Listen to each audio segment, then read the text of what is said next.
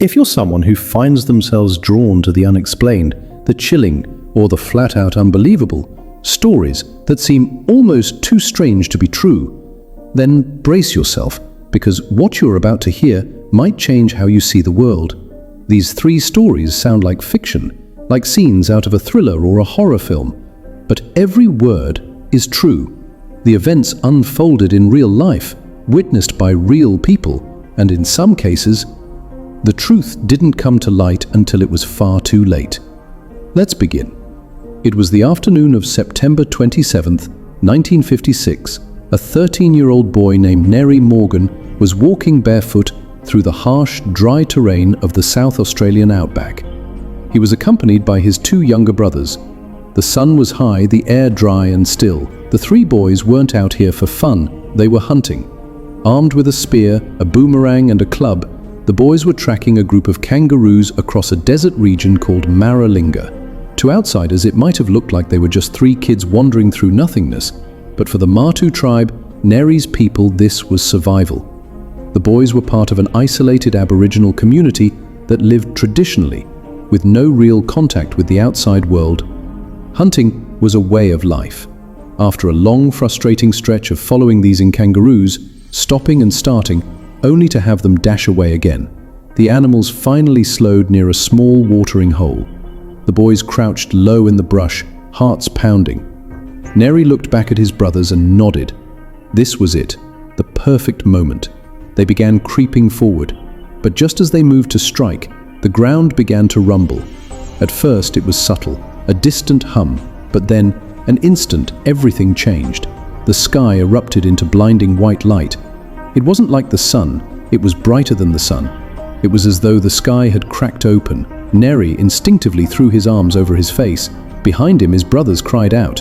And then came the wind, an unbearable wave of searing heat that slammed into them like a wall, knocking them to the dirt. They were stunned, disoriented, unable to speak. Lying there, stunned, Neri opened one eye and looked toward the watering hole. What he saw made no sense. The kangaroos, those skittish animals they'd spent all day tracking, were floating. Their lifeless bodies drifted through the air and then dropped out of the sky right at the boys' feet. And then, just like that, it was over. The sky faded back to blue. The air went still. The light was gone. And yet, there they were. A dozen kangaroo carcasses scattered in front of them. The boys didn't run. They didn't scream. Instead, they stood up, brushed themselves off, and looked at each other with wide, reverent eyes. To them, there was only one explanation. This was a miracle, a divine gift. They gathered the kangaroos, every single one they could carry, and brought them back to their village. That night, the Martu tribe held a feast in celebration. Songs were sung, prayers were whispered. This was not just food, it was proof. Proof that their ancestors, or perhaps even God himself, had blessed them. But the next morning, everything changed. One by one, those who had eaten the kangaroo meat began to fall violently ill. Vomiting, fever, their skin breaking out in rashes, agonizing aches. Something was very wrong. Within days, people began to die. No one knew why.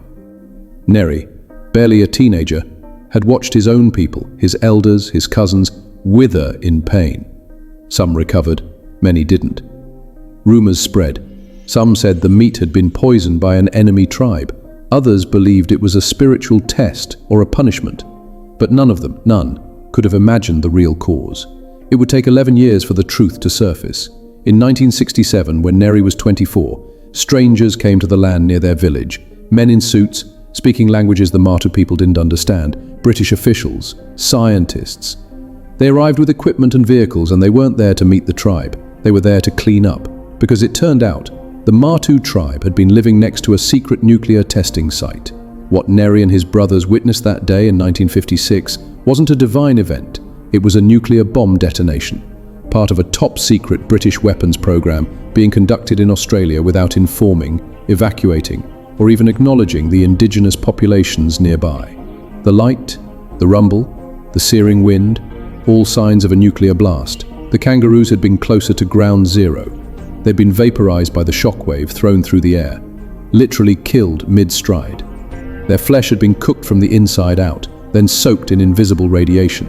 When the tribe ate that meat, they consumed something deadly. Radiation sickness claimed an unknown number of lives. And the people responsible, they didn't apologize. Not at first, not for 11 years. When they finally did, it came in the form of quiet compensation. $13.5 million divided among the various tribes impacted. No charges, no public trials. Today, Neri is in his 80s. He survived, and he still tells the story, to warn others about what happens when governments experiment in the shadows. Now, our second story. It was 4 p.m. on a crisp October afternoon in 2019. Pamela Creemeyer, a 56-year-old woman from Iowa, was smiling, laughing, standing in her son's backyard. The sun was out. They were celebrating something special, a gender reveal. Pamela's son and his wife were expecting a baby, and the family had gone all out. There were balloons, streamers, food, even a homemade device designed to explode with pink or blue powder depending on the baby's gender. It was harmless fun. At least, that's what they believed. Her family surrounded her. It was a good day. Pamela stood near the fence, recording the moment with her phone, her eyes filled with joy. This wasn't just a party for her, it was a moment that would live on forever. She was a mother, a grandmother, the heart of the family. She wanted to capture every second the family gathered. The device was ready. Pamela's son walked to the center of the yard, leaned over the metal tube, lit the fuse, then backed away with his wife. Everyone held their breath.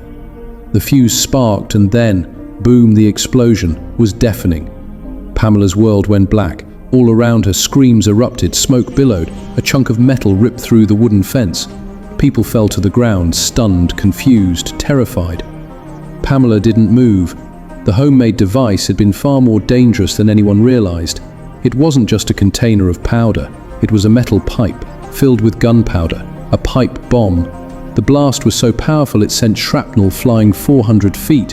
One shard tore through the air and struck Pamela directly in the head, killing her instantly.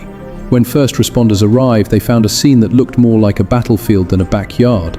Holes in the fence, metal fragments embedded in walls, the remains of the device scattered across the lawn. But somehow, miraculously, Pamela was the only fatality. It had all been a terrible mistake. No one intended for it to happen. It was ruled an accident, but the damage, the loss, was irreversible.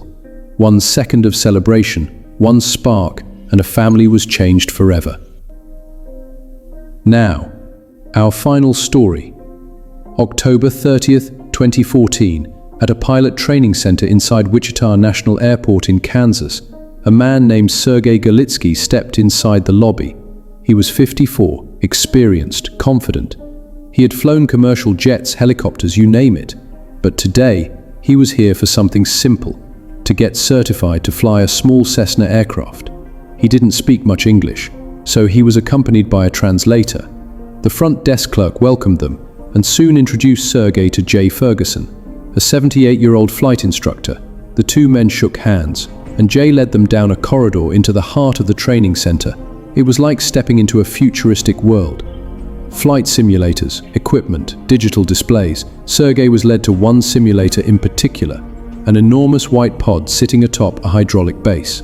To anyone else it might look like an amusement ride, but Sergei knew exactly what it was. This was as close to real flying as it got. He stepped inside and took the pilot's seat. Jay sat beside him. The translator took the third seat behind them. Everything was perfect. The cockpit, the instruments, the digital sky outside. It was all incredibly realistic. The pod even moved in sync with their controls, mimicking every bump, turn, and lift. They ran pre-flight checks, engines on takeoff. They soared into the virtual sky. For the next hour, Sergei followed instructions, adjusted altitude, turned left, turned right. It all felt second nature. And then it was time to land. Sergei